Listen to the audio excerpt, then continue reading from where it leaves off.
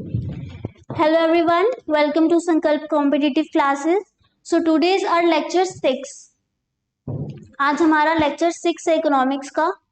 कल हमने macro economics पढ़ा था. मैक्रो इकोनॉमिक्स क्या होता है, ये सारा क्वेश्चन आज हम पढ़ेंगे. लेक्चर 6 जो है हमारा national income and related aggregates, ये हेडिंग है टॉपिक की. ठीक है, इसके बाद हम आज जो हमारा टॉपिक है, इसके अंडर जो हम टॉपिक पढ़ने वाले हैं वो है हमारा कंसेप्ट ऑफ इन्वेस्टमेंट. कल हमने मैक्रो इकोनॉमिक्स का क्वेश्चन पढ़ा था, उसके अलावा रिलेटेड एग्रीगेट्स के बारे में पढ़ा था, सर्कुलर फ्लो ऑफ इनकम के बारे में पढ़ा था और 2-3 टॉपिक्स और पढ़े थे. आज हम नेक्स्ट टॉपिक पढ़ेंगे जो है हमारा इन्वेस्टमेंट से रिलेटेड. ठीक है, सबसे पहले इन्वेस्टमेंट क्या होती है, क्या चीज होती है इन्वेस्टमेंट. इन्वेस्टमेंट होता है जब हम किसी चीज पे पैसा लगाते हैं. सपोज करो कोई इंसान फैक्ट्री खोल रहा है. ठीक है, कोई इंसान फैक्ट्री खोल रहा है, उस फैक्ट्री को खोलने के लिए उसको पैसा चाहिए, तो वो पैसे को लगाने, जो इंसान है जिसको पैसा चाहिए फैक्ट्री खोलने के लिए, तो वो किसी पर्सन से जाके पैसा मांगेगा.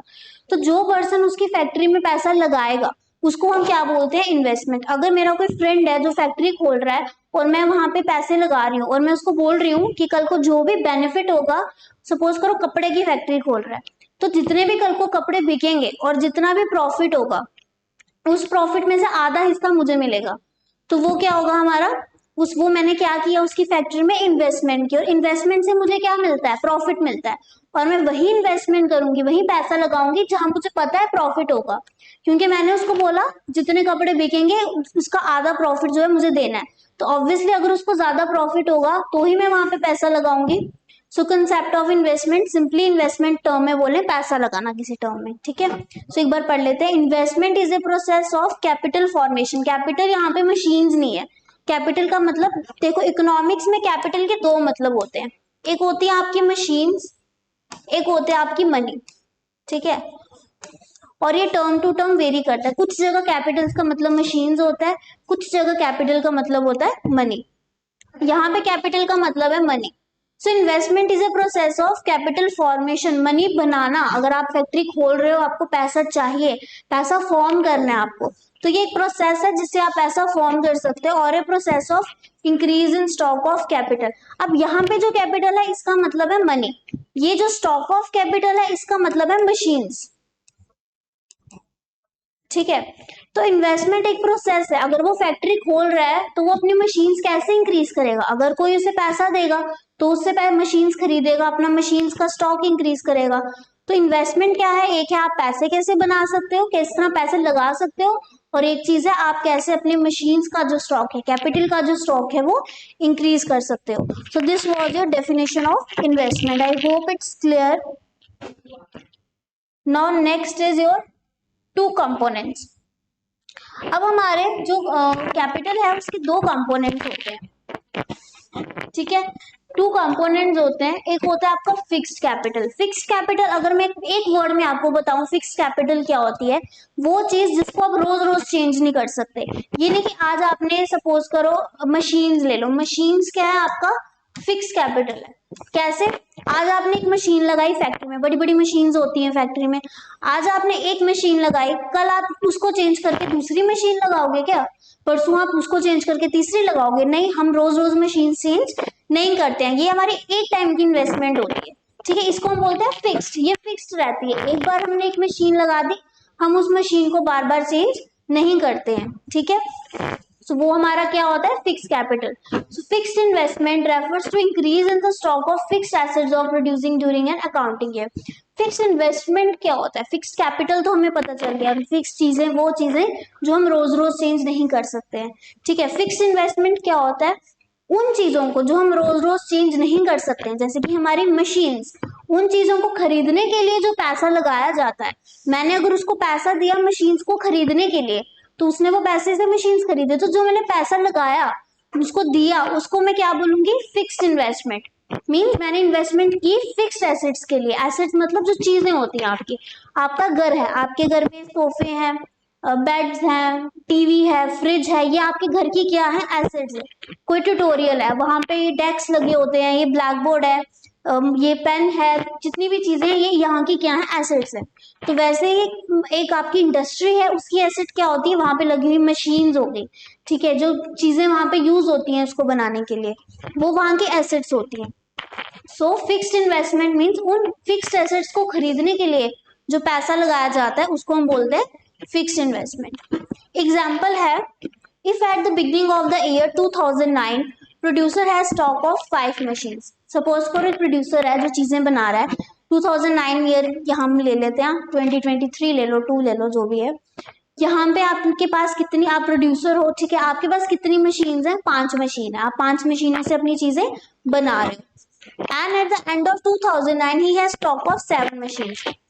जनवरी में, जैन 2009 में आपके पास 5 मशीन्स हैं, ठीक है, लेकिन दिसंबर तक आते आते, एंड तक आते आते आपके पास कितनी हो जाती है? 7 हो जाती है। यानी कि कितनी मशीन्स इंक्रीज हुई?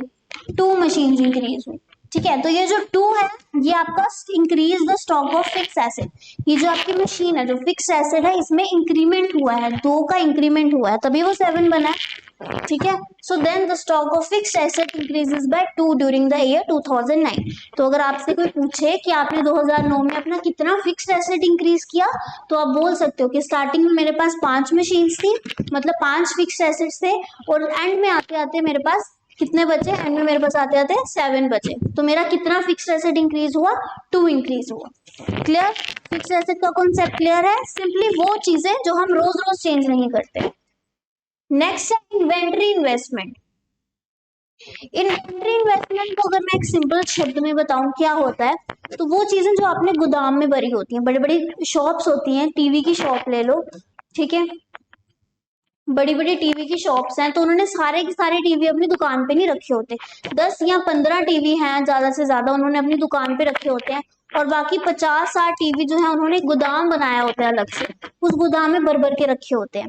उसको हम बोलते हैं इन्वेंट्री इन्वेस्टमेंट। तो उन गोदाम में भरी चीजों पे आप जो पैसा लगाते हो उसको हम क्या बोलते हैं? इन्वेंट्री इन्वेस्टमेंट, ठीक है। और ये जो स्टॉक है ये आपका वेरी करता रहता है, मीन्स चेंज होता रहता है। This stock keeps changing. Fix asset जैसे मशीन थी वो आपकी चेंज नहीं होगी, बट इन्वेंट्री इन्वेस्टमेंट, जो इन्वेंट्री स्टॉक होगा आपका, वो आपका चेंज होता जाएगा। बंदा आएगा, टीवी खरीदेगा, आपके 50 से 49 बन जाएंगे, फिर खरीदेगा, फिर 48 बन जाएंगे। तो वैसे जो इन्वेंट्री चीजें हैं ये आपकी चेंज होती रहती है, ठीक है, लेकिन जो फिक्स्ड है वो चेंज नहीं होती। तो ईयर में जो आपकी चेंज आएंगी जो आपकी इन्वेंट्री इन्वेस्टमेंट में, वो क्या होती है? आपकी inventory investment of the producer. Clear है? फिक्स्ड एसेट और इन्वेंट्री एसेट्स क्लियर है, ठीक है। नेक्स्ट है ग्रॉस इन्वेस्टमेंट। हमने अभी पढ़ा फिक्स्ड और इन्वेंट्री। फिक्स्ड वो चीजें जो चेंज नहीं होती है, इन्वेंट्री जो ईयर में चेंज होती रहती है।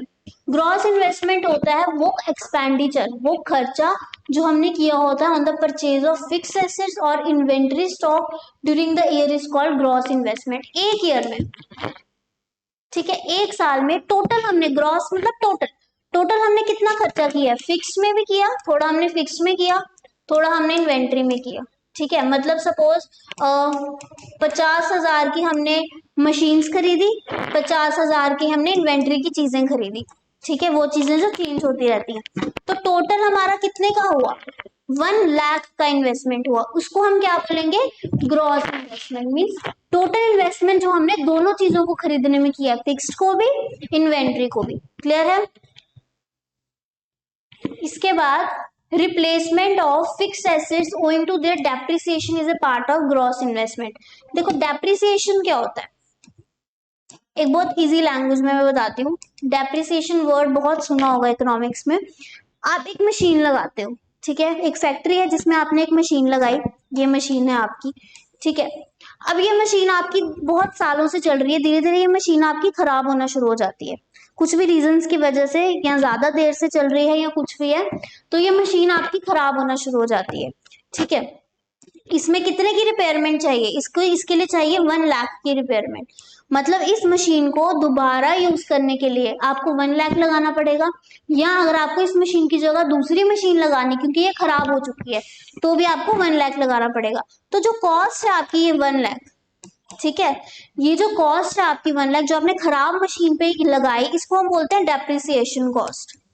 मीन्स वो कॉस्ट जो हमने खराब एसेट्स पे लगाई, जो हमने, जो आपके फिक्स्ड एसेट्स थे, जब वो खराब हो जाते हैं तो उसको ठीक करने के लिए हम जो कॉस्ट लगाते हैं उसको बोलते हैं डेप्रिसिएशन, ठीक है। सो रिप्लेसमेंट ऑफ फिक्स एसेट्स, मतलब मशीन को रिप्लेस करके हम अगर नई मशीन लाएं, किसकी वजह से, डेप्रिसिएशन की वजह से, मशीन खराब हो जाती है, उसकी जगह को नई मशीन आ जाती है, उसको भी हम ग्रॉस इन्वेस्टमेंट में काउंट करते हैं। मींस पहले आपने 1 लाख की ली फिक्स एसेट, ठीक है, अब वो खराब हो गया, उसकी जगह आपने 1 लाख का एक और लिया ड्यू टू डेप्रिसिएशन, मशीन के खराब होने से 1 लाख की एक मशीन और ले ली, तो ये जो टोटल 2 लाख है, ये पूरा का पूरा आपका किस में काउंट होगा, ये पूरा का पूरा आपका काउंट होगा ग्रॉस इन्वेस्टमेंट पे। क्लियर? ये नहीं है कि आपने सिर्फ 1 लाख काउंट किया, जब आपने डेप्रिशिएट करके दूसरी मशीन लाई तो उसको काउंट ही नहीं करना, ऐसा कुछ नहीं है। जितनी बार आप खराब मशीन को रिप्लेस करोगे या उसको ठीक करने में जितना पैसा लगाओगे उसको भी उसमें ऐड करना है, तो हमारा ग्रॉस इन्वेस्टमेंट बनता है। ठीक है, but it does not cause any net increase in existing stock of capital. Obviously आपके पास पहले एक मशीन थी, एक एग्जिस्टिंग स्टॉक था, पहले से जो स्टॉक था एक मशीन थी, जब ये खराब हो गया इसकी जगह आपने एक मशीन और लाई, टोटल आपके पास एक ही रहेगी ना, क्या आपके स्टॉक में कोई चेंज आया? नहीं आया। मीन्स जितना आपके पास स्टॉक था, एक मशीन का स्टॉक था, तो एक मशीन का ही रहा, एक ही जगह दो मशीन नहीं होगी। क्यों?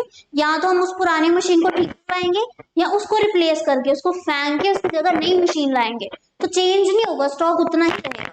ठीक है, सिर्फ इसे क्या होगा, मेंटेन होगा आपका एग्जिस्टिंग स्टॉक, जो आपका स्टॉक है वो मेंटेन रहेगा, खराब नहीं होगा, अच्छा चलता रहेगा। क्लियर? अब दोबारा एक कंसेप्ट ऑफ डेप्रिसिएशन आ गया, ये मैंने अभी बताया डेप्रिसिएशन क्या होता है, एक बार फिर से पढ़ लेते हैं। क्या होता है डेप्रिसिएशन? फिक्स्ड एसेट्स, ठीक है, फिक्स्ड एसेट जैसे कि क्या बताया मैंने, मशीन्स, ठीक है, प्लांट भी है इकोनॉमिक टर्म में, ये प्लांट पौधे नहीं है, इन प्लांट का मतलब होता है जो आपकी मशीन्स की होती है, फर्म में जो मशीन्स लगाई होती है उसको एक अनदर नेम से बुलाते हैं, जिसको हम प्लांट बोलते हैं, छोटी छोटी मशीन्स लगाई होती है। So fixed assets like plant and machinery are in use. जब आपके जो फिक्स्ड एसेट्स होते हैं, जो आपके प्लांट्स हैं, मशीन उनको आप यूज कर रहे होते हो, and they go down in value owing to normal wear and tear. Wear and tear means कुछ ना कुछ खराबी, कुछ टूट जाता है उसमें, या कुछ सड़ गल जाता है, या कुछ भी प्रॉब्लम आ जाती है उसमें, उसकी वजह से उसकी वैल्यू कम हो जाती है। मीन्स पहले वो मशीन आपको 1 लाख क्लोथ प्रोड्यूस करके दे रही थी, ठीक है, या 1 लाख ज्यादा हो गया, 1000 ले लो, 1000 क्लोथ जो है वो एक दिन में, 1000 क्लोथ आपको एक दिन में वो मशीन प्रोड्यूस करके दे रही थी। धीरे धीरे क्या हुआ, उसकी वैल्यू कम होगी, वो एक दिन में सिर्फ 500 क्लोथ बनाना शुरू होगी, उसकी स्पीड कम हो गई।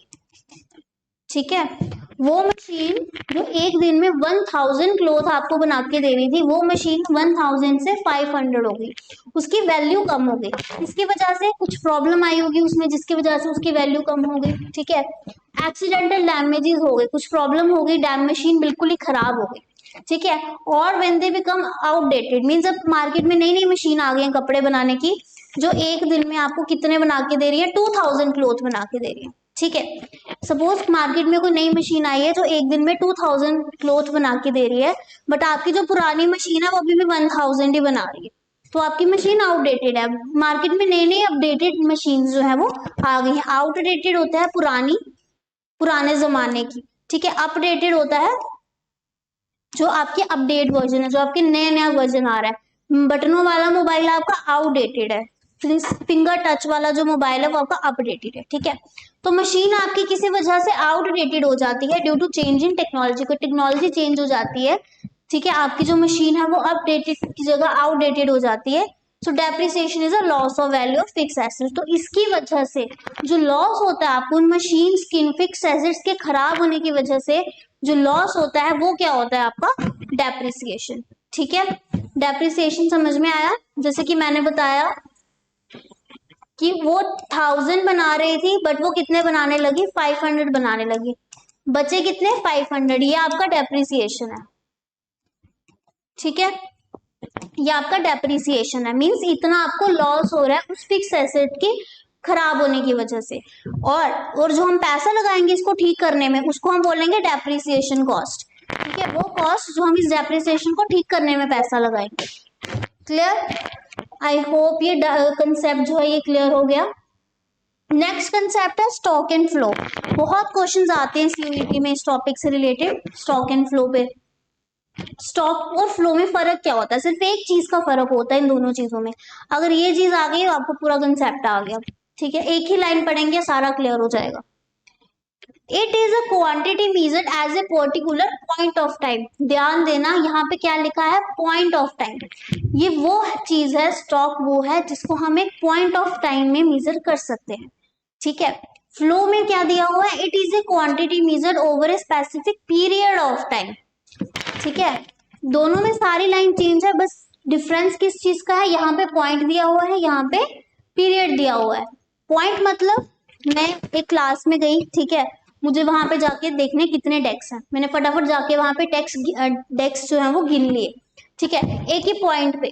ठीक है, मुझे ज्यादा टाइम नहीं लगा, मैंने 1 2 3 4 5 6 करके सारे डेस्क गिन लिए।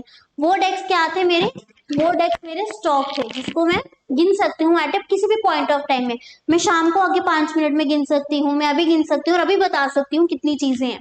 ठीक है, वो क्या आ गया, आप डेस्क ले लो।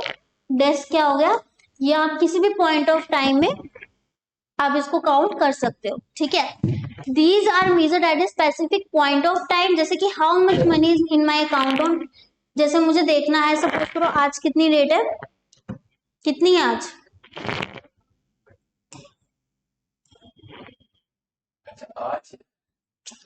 आज कितनी रेट है, चलो 11 ले लो। ठीक है, आज 11 डेट है और मुझे आज चेक करना है आज मेरे अकाउंट में कितने पैसे हैं। तो मैं अभी अपना फोन खोलूंगी, अभी अपना अकाउंट चेक कर लूंगी, या बैंक में जाके मैं अभी उनको बोलूंगी कि मुझे बताओ मेरे अकाउंट में कितने पैसे हैं, किसी भी टाइम। अब ये वाली डेट ले लो, या 21 मई का आपको चेक करना है कि 21 मई में आपके अकाउंट में कितनी डेट होंगी, तो वो आप 21 मई को जाओगे बैंक में, बोलोगे मुझे बताओ कितने मेरे अकाउंट में पैसे हैं, फटाफट वो उस टाइम पे आपको बता देंगे, उसी पॉइंट ऑफ टाइम पे वो आपको बता देंगे आपके अकाउंट में कितने पैसे हैं। ये आ जाता है आपका स्टॉक। फ्लो होता है जिसके लिए आपको पूरा पीरियड लगता है। ठीक है, ये नहीं कि आप अभी गए और आपको अभी पता चल जाएगा कि कितना पैसा है, मतलब कितना चीज है कितनी नहीं, इसके लिए आपको एक पूरा पीरियड लगता है एट, और चाहे आपको 1 घंटा लग सकता है। अब मैं अगर डेस्क गिन रही हूँ तो मुझे 1 घंटा तो नहीं लगेगा, 5 मिनट में, 5 मिनट से भी कम लगेंगे। मैं अगर बैंक गई हूँ और बैंक में मैं बोल रही हूँ कि मुझे बताओ मेरे अकाउंट में कितने पैसे हैं, उन्होंने बस एक बटन क्लिक करना है और आपको पता चल जाएगा आपके अकाउंट में कितने पैसे हैं।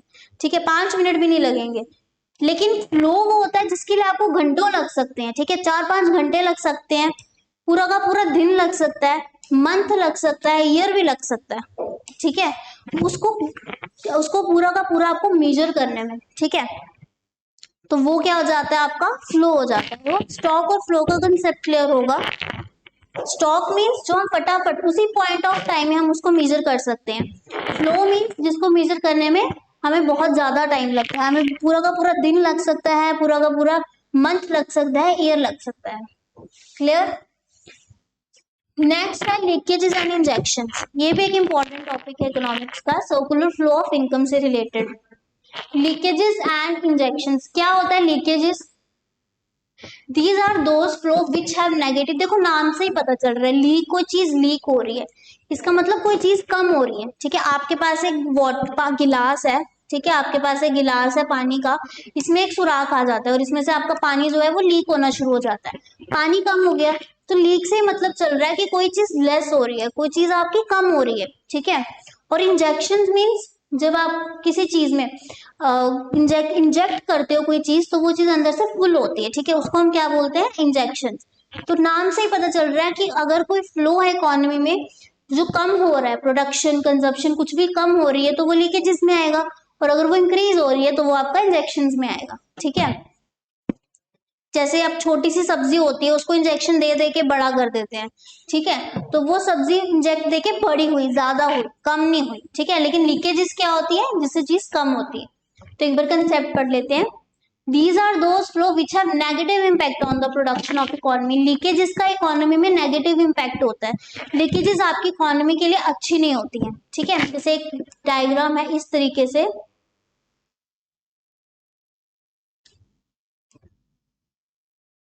ठीक है, ये आपका इंजेक्ट हो रहा है, यहाँ से इंजेक्शन आ रही है। ठीक है, और यहाँ पे आपका क्या आ रही है, लीकेजेस। ठीक है, सो लीकेजेस क्या होती है, वो फ्लो जिसका नेगेटिव इम्पैक्ट होता है, जिसमें आपकी सेविंग आ जाती है। अब ज्यादा सेव कर रहे हो इकोनॉमी के लिए, वो भी अच्छा नहीं है। मैंने कल के टॉपिक में बताया था कि अगर पूरी इकोनॉमी आपकी सेव करने लग जाती है अगर सारे के सारे लोग पैसा सेव करने लग जाते हैं तो कोई पैसा खर्चेगा ही नहीं। जब कोई पैसा खर्चेगा ही नहीं तो डिमांड ही नहीं होगी, ठीक है। और जब डिमांड ही नहीं होगी तो बनाने वाला क्या करेगा, अपने एम्प्लॉयर्स को निकालना शुरू कर देगा कि भाई हम जो चीजें बना रहे हैं उसको कोई खरीद ही नहीं रहा है, तो हम और चीजें बना के क्या करें। तो जो जिससे अनएम्प्लॉयमेंट इंक्रीज हो जाएगी, तो सेविंग भी हमारी इकोनॉमी के लिए अच्छी नहीं है ज्यादा, ठीक है। सो इस लीकेजेस में क्या आ जाता है, आपकी सेविंग्स आ जाती हैं, इम्पोर्ट आ जाता है, ठीक है। हम मतलब दूसरी कंट्री से जो चीज ले रहे हैं वो ज्यादा ले रहे हैं एज कम्पेयर टू उनको दे रहे हैं, ठीक है। हम उनको सामान बेच रहे हैं, वो कम बेच रहे हैं, लेकिन हम उनसे खरीद ज्यादा रहे हैं, तो हमारी कंट्री को नुकसान है। मीन्स हमारे पैसे दूसरी कंट्री में ज्यादा जा रहे हैं और उनके कम आ रहे हैं, ठीक है। तो इम्पोर्ट भी हमारे अच्छा नहीं है। टैक्सेस अगर गवर्नमेंट ज्यादा लगाती है तो कहीं ना कहीं वो भी हमारी इकोनॉमी के लिए अच्छा नहीं है। तो सेविंग, इम्पोर्ट और टैक्सेस, ये आपका आ जाता है लीकेजेस में, ठीक है। अब बात करते हैं इंजेक्शंस की। These flows which cause expansion in the process of production, जिससे हमारी प्रोडक्शन इंक्रीज होती है, एक्सपैंड होती है, ठीक है, जिसमें हमारा इन्वेस्टमेंट। अब इंजेक्शन में हमारा क्या आएगा, इंजेक्शन में हमारा आ रहा है इन्वेस्टमेंट, ठीक है। इन्वेस्टमेंट अगर आप कर रहे हो इसका मतलब आप नई नई चीजें बना रहे हो। इसके बाद एक्सपोर्ट, ठीक है, मींस आप दूसरी कंट्री को चीजें ज्यादा बेच रहे हो। अब बेच रहे हो तो आपके पास पैसा आ रहा है, ठीक है। तो एक्सपोर्ट हमारी इकोनॉमी के लिए अच्छा है। इसके बाद आ जाता है कंजप्शन एक्सपेंडिचर। आप चीजें खरीद रहे हो और देखो आप चीजें खरीदोगे तो डिमांड बढ़ेगी, ठीक है। दुकान में सपोज कोई कपड़े की दुकान पे जाते हो, वहां कपड़े खरीद रहे हो, कपड़ों की डिमांड बढ़ेगी, ठीक। जब डिमांड बढ़ेगी तो उसको क्या चाहिए, अब उसको ज्यादा ज्यादा कपड़े बनाने हैं क्योंकि लोग कपड़े ज्यादा खरीद रहे हैं, तो वो क्या करेगा, ज्यादा से ज्यादा एम्प्लॉयर्स हायर करेगा कपड़े बनाने के लिए, ठीक है। जिसकी वजह से क्या होगा, एम्प्लॉयमेंट इंक्रीज होगी। तो इसका मतलब इतना अगर हम चीजें खर्चते हैं, अगर हम पैसा खर्चते हैं तो वो हमारी इकोनॉमी के लिए अच्छा है। कंजप्शन एक्सपेंडिचर, ठीक है। अगर आप एक इंडिविजुअल पॉइंट ऑफ व्यू से सोचो तो सेविंग अच्छी है, ज्यादा पैसे नहीं खर्चने चाहिए। बट अगर पूरी सोसाइटी ऐसे सोचे तो हमारी इकोनॉमी फेल हो जाएगी, ठीक है, हमारी इकोनॉमी चलेगी नहीं आगे।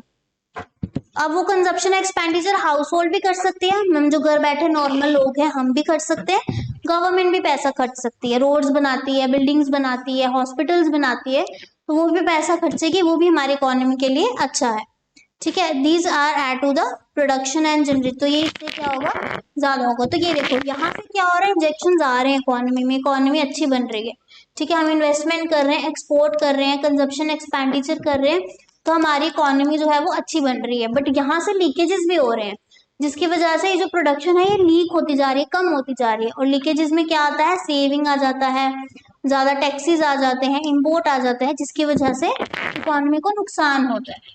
क्लियर। तो जो हमारे इंजेक्शन है, these variables add to the production and generation of demand. जैसे कि मैंने बताया, जब आप एक्सपेंडिचर ज्यादा करोगे, चीजें ज्यादा खरीदोगे, एक्सपेंडिचर ज्यादा करोगे, डिमांड बढ़ेगी, ठीक है। आप कपड़े की दुकान पे गए, आपने कपड़े ज्यादा खरीदे, उसकी डिमांड बढ़ गई कि लोग मेरे कपड़े की डिमांड कर रहे हैं, ठीक है। डिमांड ज्यादा होगी तो वो प्रोडक्शन ज्यादा करेगा। क्यों प्रोडक्शन ज्यादा करेगा, क्योंकि कपड़े चाहिए बेचने के लिए, लोग उसके कपड़े मांग रहे हैं, डिमांड कर रहे हैं, खरीदना चाहते हैं, तो वो प्रोडक्शन इंक्रीज कर देगा। प्रोडक्शन इंक्रीज करेगा तो जिसकी वजह से उसको ज्यादा से ज्यादा, अब उसको कपड़े ज्यादा बनाने हैं तो उसको बनाने के लिए लोग भी ज्यादा चाहिए, तो इससे एम्प्लॉयमेंट भी इंक्रीज होगी। क्लियर, ठीक है। तो देखो एक आप ऐसे खर्चते हो जिसकी वजह से लोगों को रोजगार मिलता है, ठीक है। तो इसलिए आपकी जो इंजेक्शंस हैं ये आपकी डिमांड को इंक्रीज करने में हेल्प करते हैं। क्लियर। नेक्स्ट आ जाता है national income and related aggregates. National income and related aggregates आपका टॉपिक का नाम है। National income and related aggregates आपके टॉपिक का नाम है। सो इसमें हम कुछ कंसेप्ट्स पढ़ेंगे इस टॉपिक में। हमारा पहला कंसेप्ट है normal residents of a country. क्या होते हैं normal resident of a country, नाम से पता चला, रेजिडेंट मतलब रहने वाले, कंट्री मतलब हमारा देश। तो जो हमारे देश में रह रहे हैं उनको हम क्या बोलते हैं, normal resident. But economic terms में हम क्या बोलते हैं इसको, सबसे पहले नेशनल इनकम पता होना चाहिए हमें। नेशनल इनकम क्या होती है, नेशन की इनकम, हमारी कंट्री में जितना पैसा आ रहा है जा रहा है वो सारा हमारा नेशनल इनकम में काउंट होता है। क्लियर? तो हमारी कंट्री में रहकर लोग जो पैसे कमा रहे हैं वो हमारा नेशनल इनकम में आता है। It is the some total of income of normal resident of a country. एक नॉर्मल बंदा जो इंडिया में रह रहा है वो कितने पैसे कमा रहा है, कितनी इनकम है उसकी, वो हमारी किस में आती है? नेशनल इनकम है। बाहर के लोगों की इनकम नहीं आती इसमें, सिर्फ कंट्री की आती है, जो कंट्री के अंदर लोग रह रहे होते हैं उनकी इनकम आती है। ठीक है, अब बात करते हैं नॉर्मल रेजिडेंट कौन होते हैं, क्योंकि इन्हीं की इनकम होती है नेशनल इनकम। जो हमारे देश में नॉर्मल रेजिडेंट हैं उन्हीं की इनकम को हम नेशनल इनकम बोलते हैं। तो नॉर्मल रेजिडेंट क्या होते हैं? Normal resident is that who resides in a country. Reside means जो रह रहे हैं कंट्री में, live in the country, and who centre of economic interest lies in the country. Means एक तो वो कंट्री में रह रहे हैं और दूसरा उनका इकोनॉमिक इंटरेस्ट, उनका जो पैसे कमाने का जरिया है वो भी कंट्री में ही है। ऐसा नहीं कि आप इंडिया में रह रहे हो कमा यूएसए से रहे हो, ऐसा नहीं है। आप इंडिया में ही रह रहे हो और इंडिया से ही पैसे कमा रहे हो। ठीक है, इंडिया से ही पैसे कमा रहे हो, वो आपका किस में आता है? National income. और नॉर्मल रेजिडेंट वो लोग जो एक देश में रहते हैं और उसी देश में पैसे कमाते हैं, उनको हम बोलते हैं नॉर्मल रेजिडेंट ऑफ कंट्री, जिसमें हमारे इंस्टीट्यूशंस भी आते हैं, इंडिविजुअल्स भी आते हैं। लोग हैं, लोग पैसे कमा रहे हैं एक देश में रह के, वो हमारे नॉर्मल रेजिडेंट हो गए। इसके अलावा इंस्टीट्यूशंस को भी हम नॉर्मल रेजिडेंट में काउंट करते हैं। एक स्कूल है जो हमारे देश में है और वो स्कूल का जो भी पैसा वो हमारे देश से ही कमा रहा है वो, तो वो एक इंस्टीट्यूशन है, वो भी हमारा नॉर्मल रेजिडेंट में ही आता है। सो इसमें हम याद रखिएगा इंडिविजुअल के साथ साथ इंस्टीट्यूशंस को भी काउंट करते हैं। ठीक है, अब कुछ चीजें हैं जैसे कि इंटरनेशनल ऑर्गेनाइजेशन, जैसे कि world health organisation, international monetary fund, IMF, these are not taken as a normal resident of the country. देखो, वर्ल्ड हेल्थ ऑर्गेनाइजेशन पूरे वर्ल्ड को देखती है, सिर्फ हमारी कंट्री को नहीं देखती। इंटरनेशनल मॉनिटरी फंड पूरे वर्ल्ड को देखती है, सिर्फ हमें पैसे नहीं देती, वो पूरे वर्ल्ड को पैसे देती है। तो जैसा कि हमने बोला नॉर्मल रेजिडेंट में वही आते हैं जो सिर्फ हमारी कंट्री से रिलेटेड हो, बाहर से उनका कोई लेना देना ना हो। ठीक है, तो ये जो WHO और IMF है ये हमारे नॉर्मल रेजिडेंट्स नहीं है। However, Indian working in these can be taken as normal residents। लेकिन अब यहाँ बात है इंस्टीट्यूशन और इंडिविजुअल की। ठीक है, एक बात है इंस्टीट्यूशन की, एक बात है इंडिविजुअल की। मैंने बोला था इसमें इंस्टीट्यूशन भी काउंट होता है, इंडिविजुअल भी काउंट होता है। इंस्टीट्यूशन हमने बता दिया IMF, WHO, ये अगर हमारे देश में है भी तो लेकिन ये हम नॉर्मल रेजिडेंट्स में काउंट नहीं होंगे। बट वो इंडिविजुअल्स जो इसमें काम कर रहे होंगे, अब वो इसमें काम करेंगे तो पैसा कहाँ खर्चेंगे? अपनी कंट्री में खर्चेंगे, उनको हम नॉर्मल रेजिडेंट ले सकते हैं, बट इन इंस्टीट्यूशंस को हम नॉर्मल रेजिडेंट नहीं ले सकते। ठीक है, जो फॉरेनर विजिटर्स आते हैं उनको हम नॉर्मल रेजिडेंट नहीं ले सकते। अब आप बोल रहे हो कि वो अब यहाँ पे पैसा खर्चेंगे, चीजें खरीदेंगे, पैसा तो यहाँ पे खर्चेंगे, बट क्या वो यहाँ पे रहते हैं? वो यहाँ पे नहीं रहते। वो क्या यहाँ से कमा रहे हैं? नहीं कमा रहे हैं। तो फॉरेनर्स जो बाहर से यहाँ घूमने आते हैं उनको हम नॉर्मल रेजिडेंट नहीं बोलते। ठीक है, these are not taken as normal resident. जो इंडियंस WHO और IMF में काम करते हैं वो यहाँ पे पैसा खर्चेंगे, यहीं पे रहते हैं और इंडिया में ही कमा रहे हैं, तो वो हमारे नॉर्मल रेजिडेंट आ जाते हैं। ठीक है, ambassador of India in USA are taken as normal resident. देखो यूएसए में एक एम्बेसी है जो इंडिया वालों के लिए काम करती है। ठीक है, लेकिन वो अब वहां से जितना भी पैसा आता है वो इंडिया में आता है। ठीक है, तो वो इंस्टीट्यूशन, वो एम्बेसी जो है वो हम क्या बोलेंगे? Normal resident. क्यों? क्योंकि वो हमारे देश के लिए काम कर रही है। और वहीं हमारे इंडिया में कोई एम्बेसी होगी जो USA के लिए काम कर रही होगी, उसको हम नॉर्मल रेजिडेंट काउंट नहीं करते। क्यों? क्योंकि है तो वो हमारे देश में, लेकिन ना तो हमारे देश के किसी काम आ रहे ना कुछ। ठीक है, तो ambassador for India in USA are taken as normal resident of country. India की एम्बेसी है, इंडिया की है, बेशक USA में है, बट काम इंडिया की नहीं कर रही है, पैसे इंडिया को भेज रही है। ठीक है, तो उसको हम नॉर्मल रेजिडेंट बोल सकते हैं। और USA एम्बेसी अगर इंडिया में होगी तो उसको हम नॉन रेजिडेंट्स बोलेंगे। क्यों? है तो वो इंडिया में, लेकिन काम किसके लिए कर रही है? USA के लिए काम कर रही है, तो वो हमारी नॉर्मल रेजिडेंट नहीं है। उसमें इंटरेस्ट किसका है? USA का है। क्लियर? नॉर्मल रेजिडेंट का कंसेप्ट क्लियर है। अब हमारा नेक्स्ट कंसेप्ट है domestic territory of country. Domestic का मतलब क्या होता है? अगर हम किसी चीज को डोमेस्टिक बोल रहे हैं, इसका मतलब है वो हमारे कंट्री से रिलेटेड है। अगर हम किसी चीज को डोमेस्टिक बोल रहे हैं इसका मतलब है वो हमारे कंट्री से रिलेटेड है। तो हमारी कंट्री से रिलेटेड टेरिटरी कौन सी हो गई, ठीक है, तो हम पढ़ेंगे।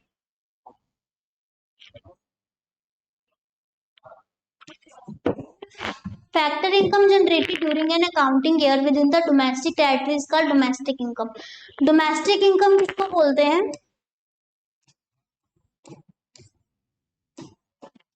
डोमेस्टिक इनकम वो इनकम होती है जो आप अपनी ही कंट्री से कमा रहे हो, डोमेस्टिकली कमा रहे हो, ठीक है, अपनी ही कंट्री से कमा रहे हो, उसको हम बोलते हैं डोमेस्टिक इनकम, ठीक है। Territory line with in the political frontier, जो हमारे बॉर्डर्स आ गए इंडिया के, उन बॉर्डर्स के अंदर अंदर जितनी भी जगहें हैं वो हमारी डोमेस्टिक टेरिटरी होती है, बस सिंपल, ठीक है। जो हमारे बॉर्डर्स हैं, बॉर्डर के अंदर अंदर जितनी भी हमारी जगह है, ठीक है, उनको क्या बोलते हैं, पानी में भी, ठीक है, जितने भी पानी में हमारे देश की सीमा के अंदर जो जगह बनती है उसको हम क्या बोलते हैं, domestic territory. Clear? Normal resident हो गया देश में रहने वाला, डोमेस्टिक टेरिटरी होगी वो बॉर्डर, वो लाइन जो देश के अंदर अंदर तक आती है, ठीक है। नेक्स्ट है हमारा national income eight market price and factor cost. National income मैंने बता दिया, वो इनकम जो देश के लोग कमा रहे हैं, देश में ही खर्च रहे हैं। नेशन की जो इनकम है, हमारे देश के लोगों की जो इनकम है, वो आ जाती है नेशनल इनकम, ठीक है। और जब हमारे नेशनल इनकम मार्केट प्राइस पे मेजर करते हैं उसको हम बोलते हैं national income eight market price. और जब हम इसको फैक्टर कॉस्ट में मेजर करते हैं तो इसको हम बोलते हैं national income eight factor cost, ठीक है। मार्केट में कितना प्राइस चल रहा है एक चीज का, ठीक है, मार्केट में कितना प्राइस चल रहा है एक चीज का, अगर हम उससे नेशनल इनकम मेजर करेंगे तो national income eight market price. और फैक्टर्स को कितनी इनकम मिल रही है, फैक्टर इनकम कितनी है, मींस जो लेबर है उसको कितना पैसा मिल रहा है, अगर हम उससे अपनी इनकम मेजर करेंगे तो national income eight factor cost. Clear? The difference is that market price में आपका क्या क्या आ जाता है, मार्केट प्राइस में आ जाती है आपकी इम्पैक्ट ऑफ सब्सिडीज, जो गवर्नमेंट सब्सिडी देती है प्रोडक्शन करने के लिए, and impact of indirect taxes जिसको रेज करते हैं। मार्केट प्राइस को कम कौन करता है, सब्सिडीज, ठीक है, और मार्केट प्राइस को बढ़ाता कौन है, टैक्सेस। ऑब्वियसली एक 10 रुपए की चीज है जिसमें आप 12 रुपए का टैक्स लगा दो तो वो आपको 22 की बेचेंगे, तो प्राइसेस इंक्रीज हो गए।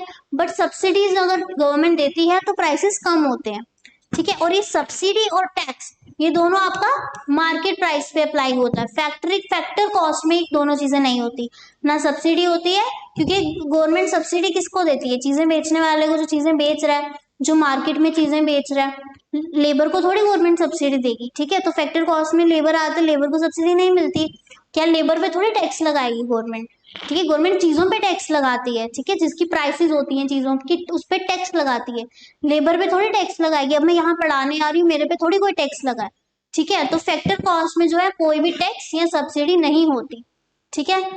4 फैक्टर कॉस्ट होते हैं, पता होने चाहिए, लैंड, लेबर, ये आपके फैक्टर ऑफ प्रोडक्शन है, कैपिटल, एंटरप्रेन्योर। और इनकी फैक्टर की कॉस्ट क्या है, लैंड के बदले हमें क्या मिलता है, रेंट, लेबर के बदले लेबर को क्या मिलती है, वेज, देखो रेंट, वेज, प्रॉफिट, ये क्या है आपका factor cost. Clear?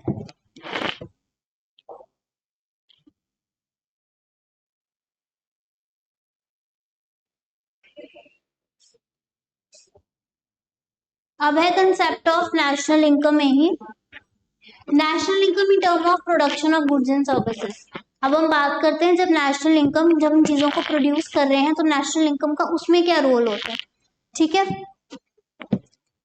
National income is a sum total of value addition of all producing units in an economy. जितने भी यूनिट्स आपकी इकोनॉमी में प्रोड्यूस हो रही हैं उनकी वैल्यू एडिशन को हम क्या बोलते हैं, national income, during the period of 1 year, ठीक है। अब है national income in term of factor income. पहले हमने क्या पढ़ा, प्रोडक्शन, इसमें आपका मार्केट प्राइस आ जाता है, सिंपल। तो फैक्टर इनकम में क्या होता है, सम total of factor income earned by normal residents of the country.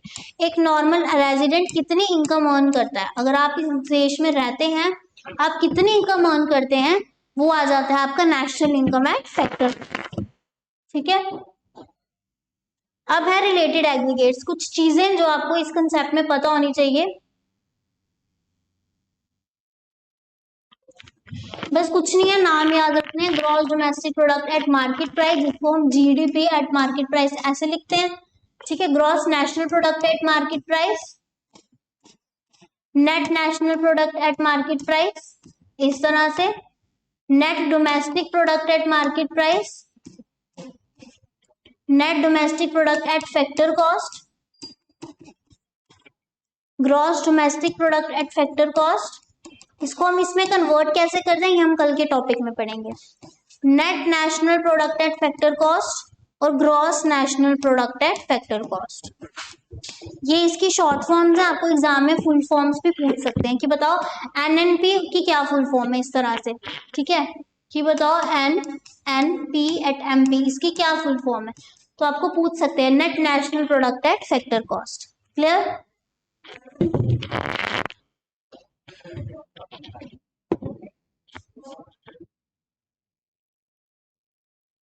चलिए, ये है नेशनल डिस्पोजेबल इनकम, जैसे आपकी कौन सी चीज किसमें कन्वर्ट होती है। ग्रॉस डोमेस्टिक प्रोडक्ट आपका market value final goods and services, gross national product eight market price. ठीक है, ये आपके किसके इक्वल होता है, gross domestic product at market price plus net factor income from abroad. ठीक है, ये जब हम कन्वर्जन करेंगे तो हम ये सारे टॉपिक पढ़ेंगे। क्लियर? एक बार यहाँ से रीड आउट कर लेना पीपीटी से, पीपीटी आपको ऐप पे मिल जाएगी। ठीक है, चलो ये चीज है, जब हम कन्वर्जन करेंगे तो ये चीज सबसे पहले काम आएगी। देखो आपकी तीन चीजें ले लेते हैं हम यहाँ पे, एक होता है आपका ग्रॉस, ठीक है, एक होता है आपका नेशनल,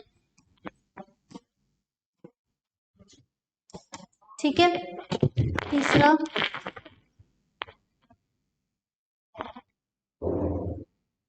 एक होता है आपका ग्रॉस, ठीक है, एक होता है आपका नेशनल। जब आपको ग्रॉस से नेशनल की तरफ जाना है, ये है ग्रॉस नेशनल। ठीक है,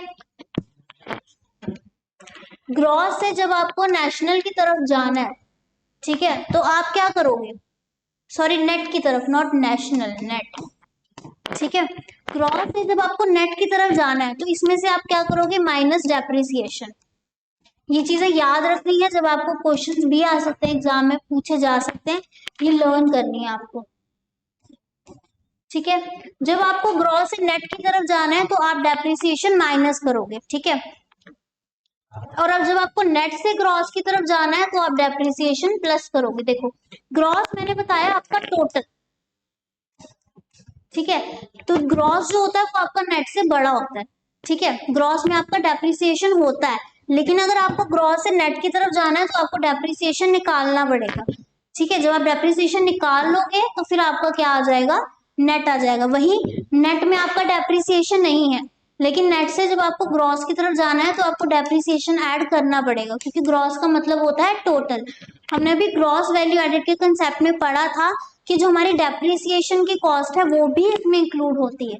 ठीक है, जो आपकी मशीन खराब हो जाती है उसको ठीक करने के लिए जो कॉस्ट है वो भी इसमें इंक्लूड होती है, इसमें नहीं होती। ठीक है, तो इसलिए जब हम इससे इसमें जाते हैं तो माइनस कर देते हैं डेप्रिसिएशन, और जब हम नेट से ग्रॉस की तरफ जाते हैं तो हम डेप्रिसिएशन को प्लस कर देते हैं। क्लियर? नेक्स्ट है नेशनल टू डोमेस्टिक। अब एक आपका नेशनल इनकम है, एक आपकी डोमेस्टिक इनकम है। नेशनल आपकी डोमेस्टिक से बड़ी होती है। ठीक है, नेशनल में आपकी net factor income from abroad. ठीक है, अब्रॉड में आपकी जो एम्बेसी है, जैसे मैंने बताया था